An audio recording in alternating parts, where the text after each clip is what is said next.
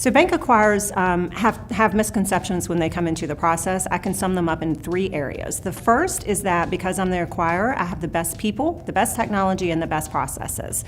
While that very well may be the case, sometimes it's not. And those acquirers who go into the process with an understanding that there might be something to learn from the target, typically will have a much more successful integration overall. The second would be that merger integration and core conversion are one and the same. Again, they're not. Core conversion is an extremely important part of merger integration, but I'll tell you, if you put IT folks in charge of merger integration, it's not going to be successful, because merger integration involves every task that it takes to bring 2 banks together, whether that be filing the regulatory application all the way down to making sure that the business cards for your new employees are ordered and printed and delivered in a timely manner. The third misconception that we sometimes see is that culture assimilation is just going to happen automatically through osmosis, and unfortunately that is not the case. So those acquirers that have earned reputations of being a good acquirer, they understand that people is the key. And so they spend significant time, energy, and resources devoted to making sure they get the people part right. So effective training processes, effective communication plans throughout the process, as well as change management processes. So they spend a lot of time and energy making sure that they get that part right.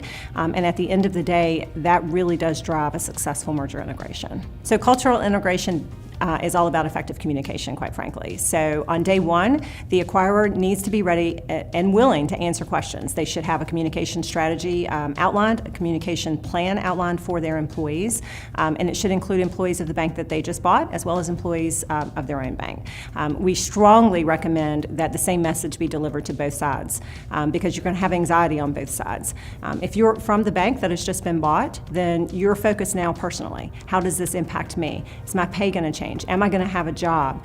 How much extra work is going to be required of me? Are there going to be blackout periods? What's going to happen to my vacation? Am I going to earn vacation? I could go on and on and on. How about my 401k plan? I mean, it's just endless. And so the acquirer really needs to have answers to a lot of those questions day 1. And if they don't have the answers day 1, they need to be willing to tell them when we're going to have those answers and when those decisions are going to be made. For the acquiring bank, those employees are having anxiety as well. They don't understand, why did we just purchase a bank? Maybe. They don't understand what it's going to mean for them. Is their workload going to change? Are they going to have a new boss? Are there going to be branch closures? They have some of those same anxiety related questions, and you need to be able to communicate to them how this transaction is going to impact them and what the benefits of the transaction are going to be. Obviously, when you choose to buy a bank, you're buying customers and you're buying employees, and so the customer strategy is extremely important, and you want to be laser focused on that. It goes back to communication, quite frankly. Communication strategy for the customers is just as important as a communication strategy for the employees. So on day 1, you need to be prepared with talking points in all of your branches to explain what the deal is, why you're doing it, and what the benefits are for the customer, as well as maybe a timeline if you can outline that.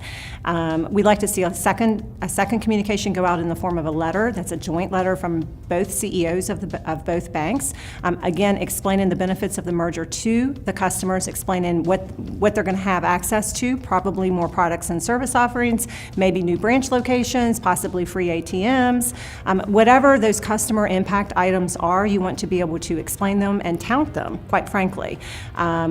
Toot your horn a little bit as far as what the transaction is going to bring to the customers. Rest assured that just as your competitors are going to be calling on your best employees, they also are going to be calling on your best customers. And so you need to be prepared to talk to them and explain to them why this transaction makes sense and how it's actually going to positively impact them going forward. So technology integration is an extremely important part of the whole merger integration process, and you need to get it right.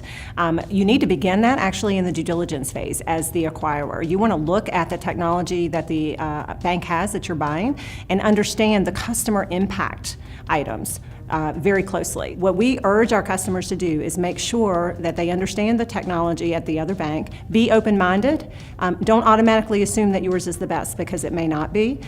Be willing to adapt, be willing to adopt their technology, and take that into consideration during the due diligence phase so it's built into the transaction cost.